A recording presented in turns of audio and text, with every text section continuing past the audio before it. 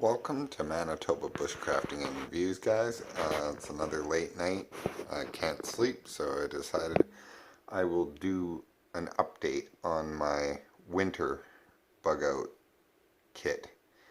And you've probably seen it before if you've watched my channel in the past, but this is for more for newer viewers, because I do have some more subscribers that haven't probably seen my past videos.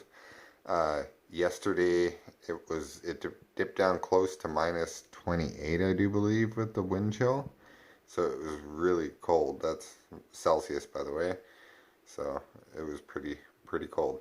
So that made me decide to switch over to my winter setup. I'm not gonna dive into it really, like the pack and the bags and stuff like that, because I have everything packed just how I wanted, and I don't want to unpack it and then have to repack it again. So anyhow, I'll just give you a brief overview of what I got in it and stuff like that.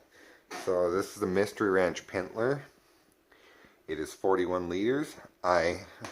Before I had this Pintler, I had the ILBE Marine Corps rucksack, and I could fit quite a bit in that pack. And surprisingly, everything that I had in that pack is in this and in that dry sack there. So it works out, and it should be around pretty close to 60 pounds altogether. It doesn't feel like it when you're wearing it because of Mystery Ranch's frame and harness system, and the waist belt as well. It is really comfortable. So this is my system. I got my boots, and they're good to minus 15, I do believe. But if you're moving, I have used them in temperatures scraping the minus 40 Celsius mark. So if you keep on moving, if you stop moving, you're gonna freeze your feet up with these boots. Then I got my flick, and I've went over that in past videos. There's a bunch of my little knickknacks in there.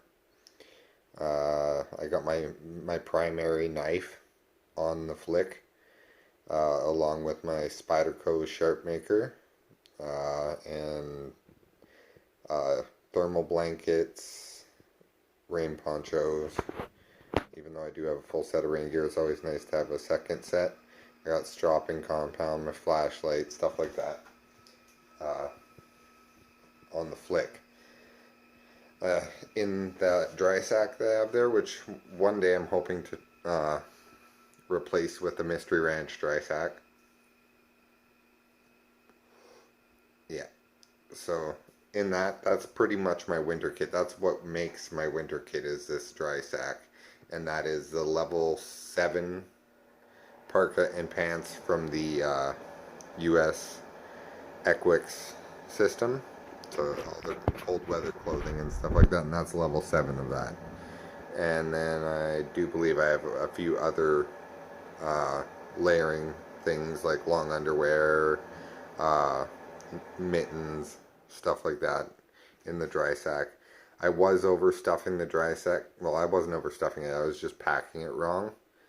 I was sticking everything in it and then sitting on top of it and compressing it down. And instead of doing that this time around, I laid it flat on its side, sat on it, and squished it as flat as I could that way. And then it seems to fit a lot nicer on the overload shelf. And then, I don't know if you can see it, but underneath I have an old Molly 2 sustainment pouch, and I have a tarp in there. I have my Bible in there. It's not waterproof, but I do have secondary stuff inside my actual pack that is in this little pouch. I have a canister full of quick things to eat inside the Pintler, the actual main bag, and that's going to be hurting. That's where I'm going to have problems, is the food situation. I could probably get a little tiny dry sack, fill it with food, and then put it on top here and have these straps go over there, because I do have some slack in those straps still. So so I could do it that way and get a little extra food. I got, in my past videos, I showed off my rain fly. I have yet to test it to see if it'll cover the pintler here and the dry sack. So that's one thing I have to test when I get time, just to see if they fit like completely over all of it. It won't really matter if it does or doesn't because I got the dry sack there, but a little extra protection never hurt. I do have my water bladder in there. It is drained for winter. I do not leave any water in it in the winter time, but it's theirs. So if it's summertime, I'm set for water. Got my Silkies on the side, our Tac 2 on the other side. Got my Grimlocks there for hanging stuff. I got my winter gloves. Those are my sleeping gloves for when it's really cold, like -28. That little pouch that I picked up for $1 at the dollar store, I have a small fishing kit in there. So, set for fishing. What else? If you do want to see a full list of the gear that's in my main pack, like the pintler, you can go back a couple videos ago. I think it's like 5 or 6 videos back. I show and describe what I have in there. It has changed a little bit. I got a couple little things. I don't even remember what they are because I haven't opened this pack for a little while. Been slacking, but I got a little baby, so I can't really do what I want to with this pack, which is like take it on at least a couple hikes a week. And I haven't been able to do that recently because we've been pretty busy at home. We got lots of kids. And it is what it is, guys. I say it all the time, but it is.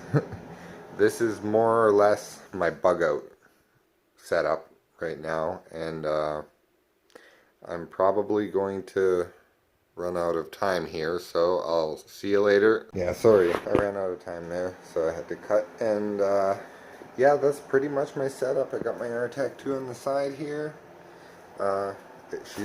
She's full. There's no extra space anywhere in it. It's completely 100% full.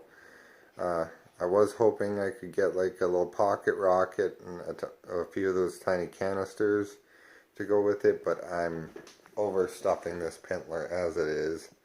And yeah, the only thing I could do is get the 40-liter dry sack by Mystery Ranch. That will give me a little extra. And like I said, I could also get just a tiny little pack, or not pack, dry sack or compression sack and fill it with food. I can still strap stuff to the face of my pack. I can strap it to the bottom and the top. So I'm not completely without options for expandability, but yeah. One thing I was worried about was the straps that normally with the pack together would be your compression strap to hold whatever you want to the side, is now holding the frame to the pack with quite a bit of tension here. And I was like, oh man, that's like, what if this threading starts to fray here or pop here? Like, am I putting too much strain on this strap? And the answer is no, I'm not putting too much strain on this strap, because this strap runs, I don't know if you can see it on this side, so I'll come to this side. Oh, you're out of focus. Okay, yeah. This strap runs underneath here and is part of the strapping for the back. So this is all one line of strapping, and then they just put this fabric in. You can see how it's a different shade even. They just put that over top of this strap. So really all the tension is distributed like underneath this fabric, not at these points where they're sewn together here, if you get what I mean. Like the strap just goes underneath this and all the way across to the front compression. That's all one strap. And then they sew over it. Other than that, that's my setup, guys. So if you like, click like. If you want to share, hit share. There's not too many videos like this with the pintler where it's fully loaded to its max capacity and with a dry sack on there. There's not many videos of that, so I thought I'd post this one. If you could withstand me rambling, then good on you. Anyhow, you guys have a good day, and we'll see you with new videos.